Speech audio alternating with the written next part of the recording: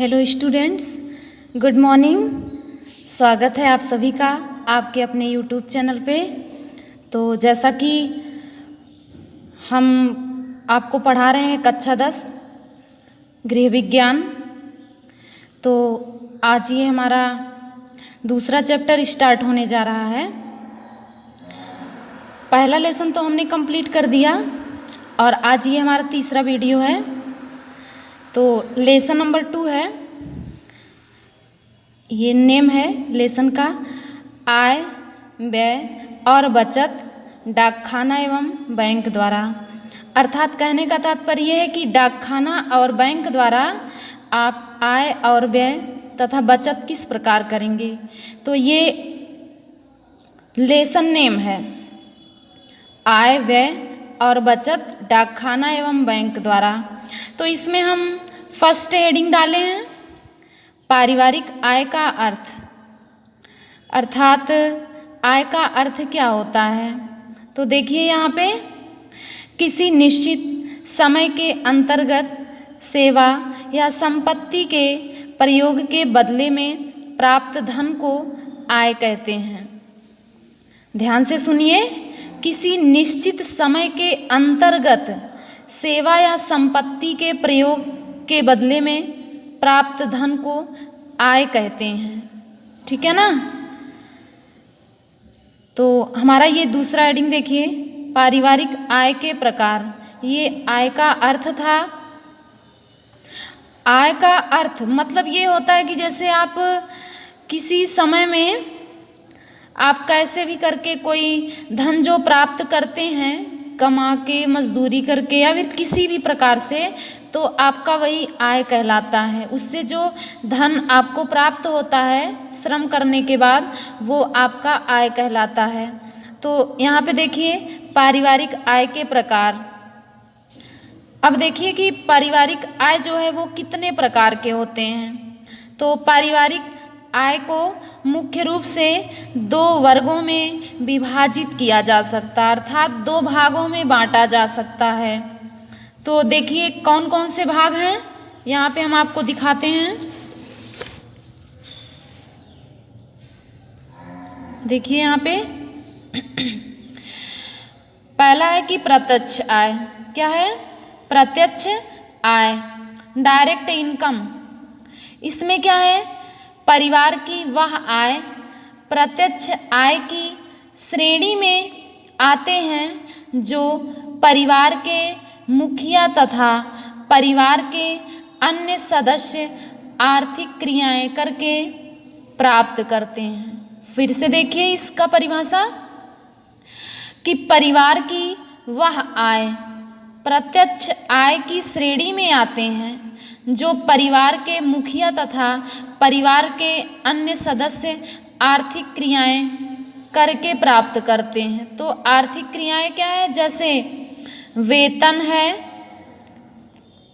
पारिश्रमिक है, व्यवसाय का लाभ, ब्याज आदि से होने वाले आय को परिवार की प्रत्यक्ष आय कहा जाता है। जैसे ब्याज है ना, तो जैसे आप बैंक में जितना पैसा जमा करते हैं उसका जब ब्याज बढ़ता है तो वही चीज आपका ब्याज कहलाता है, अर्थात वही आपका आर्थिक आय हुआ। तो यहाँ पे देखिए दूसरा पॉइंट है अप्रत्यक्ष आय, इनडायरेक्ट इनकम। परिवार को जो आय सुविधाओं और सेवाओं के रूप में प्राप्त होती है उसे परिवार की अप्रत्यक्ष आय कहते हैं। जैसे निशुल्क आवास। आवास का मतलब होता है रहने का स्थान। जैसे वो बिना किराया का मकान जो होता है वो आपका निशुल्क आवास कहलाता है। जैसे आपका अपना खुद का घर। निशुल्क शिक्षा, चिकित्सीय सुविधाएं आदि सुविधाएं जो है अप्रत्यक्ष आय के स्रोत हैं। जैसे जो चीज़ आपको निःशुल्क में प्राप्त होते हैं, फ्री में प्राप्त होते हैं, वो अप्रत्यक्ष आय कहलाते हैं। और जो आपको मेहनत करके प्राप्त होते हैं वो प्रत्यक्ष आय कहलाते हैं। प्रत्यक्ष और अप्रत्यक्ष, समझ में आया? तो यहाँ पे देखिए नोट्स में हमने क्या दर्शाया है, दोनों को कंबाइंड करके प्रत्यक्ष और अप्रत्यक्ष आय को, प्रत्यक्ष आय की तुलना में अप्रत्यक्ष आय को अधिक महत्वपूर्ण माना जाता है, क्योंकि अप्रत्यक्ष आय जो होता है वो निःशुल्क होता है। आया समझ में? अब आगे है पारिवारिक आय के स्रोत। क्या है? पारिवारिक आय के स्रोत। तो इसमें है पारिवारिक आय के मुख्य स्रोतों का वर्णन निम्न प्रकार है, अर्थात परिवार में सब लोग किस प्रकार धन कमा सकते हैं। तो आपका पहला स्रोत है मजदूरी। क्या है? मजदूरी है। तो आय का अन्य स्रोत दैनिक मजदूरी भी है। दैनिक का मतलब होता है प्रतिदिन। तो शारीरिक श्रम या कार्यों के बदले मिलने वाली धनराशि।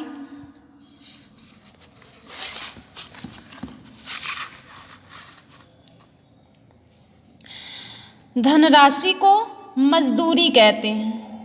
और दूसरा पॉइंट है आपका उपहार द्वारा आय। तो परिवार को समय समय पर मिलने वाले उपहारों को भी आय में सम्मिलित किया जाता है, अर्थात उसको भी जोड़ा जाता है। जो परिवार को समय समय पे उपहार मिलते हैं, जैसे जन्मदिवस पे, किसी बच्चे के नामकरण पे या किसी के शादी विवाह आदि पे जो उपहार मिलता है और उससे जो धन प्राप्त होता है वो उपहार द्वारा आय कहलाता है।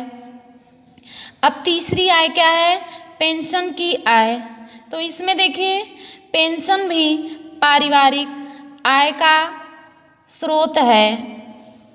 सामान्य रूप से सरकारी नौकरी प्राप्त करने वाले व्यक्तियों को सेवानिवृत्ति होने के उपरांत नियमित रूप से पेंशन प्राप्त होती है। ठीक है, तो आपको यहाँ तक समझ में आ गया? यहाँ देखिए, अब हमने तो आय के बारे में आपको पूरा बता दिया है। अब बारी है व्यय की। किसकी? व्यय की।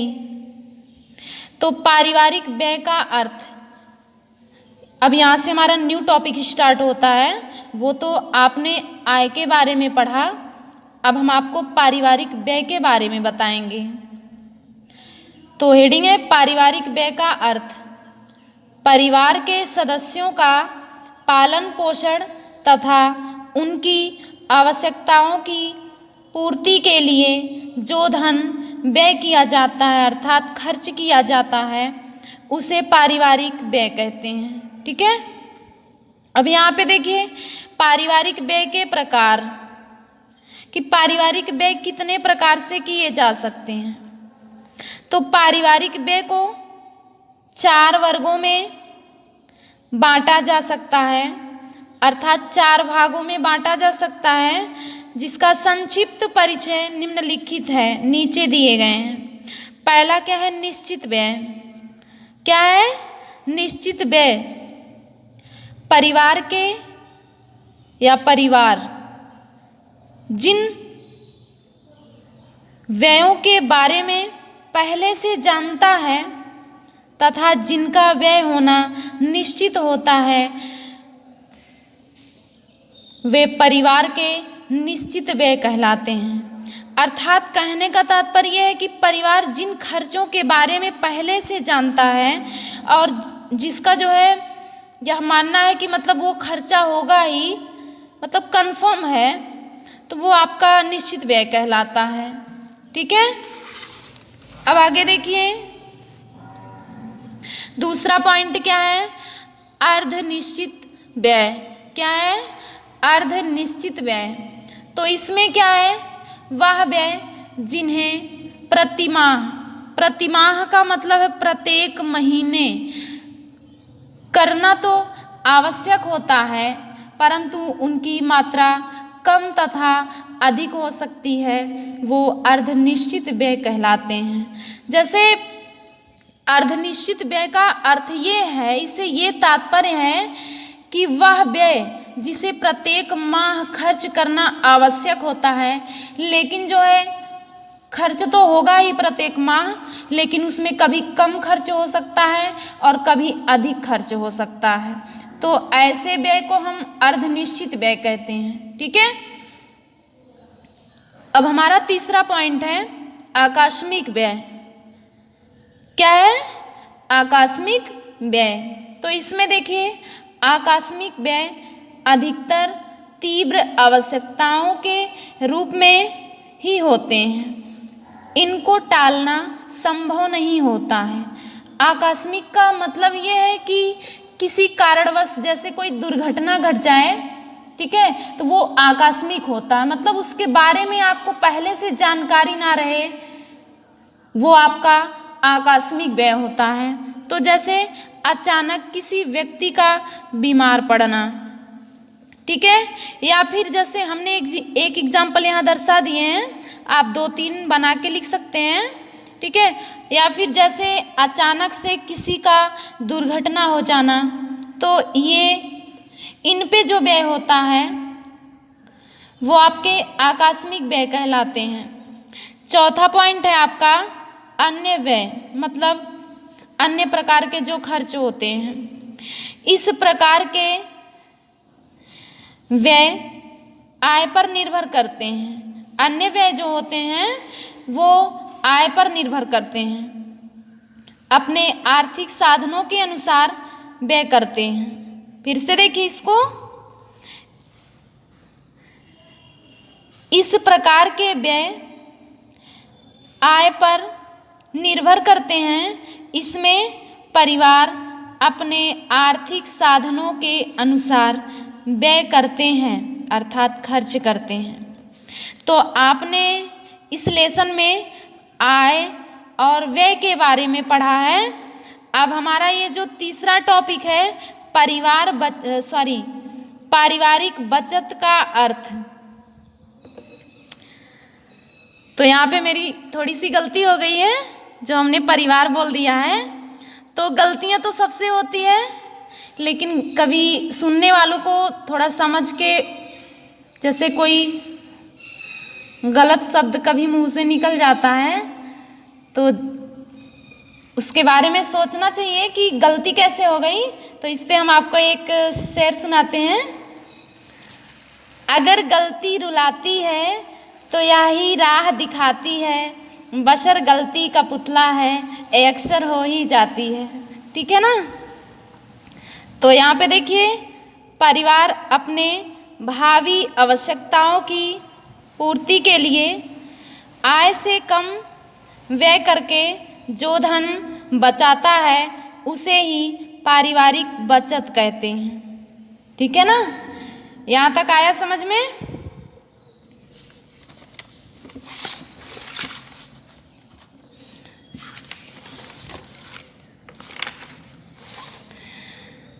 तो आज के इस वीडियो में बस हम आपको इतना ही बताएंगे, और क्लास 10th वाली बच्चियों से जो हम साइंस की हैं, उनसे मेरा रिक्वेस्ट है कि वो साथ साथ नोट्स बनाते रहें, क्योंकि अगर जो समय के साथ चलता है वही आगे बढ़ पाता है। ठीक है ना। तो हमारे इस वीडियो को और आगे तक देखने के लिए हमारे चैनल को लाइक कीजिए, सब्सक्राइब कीजिए और कमेंट कीजिए, तथा अपने दोस्तों के साथ अधिक से अधिक शेयर कीजिए। Okay, thank you.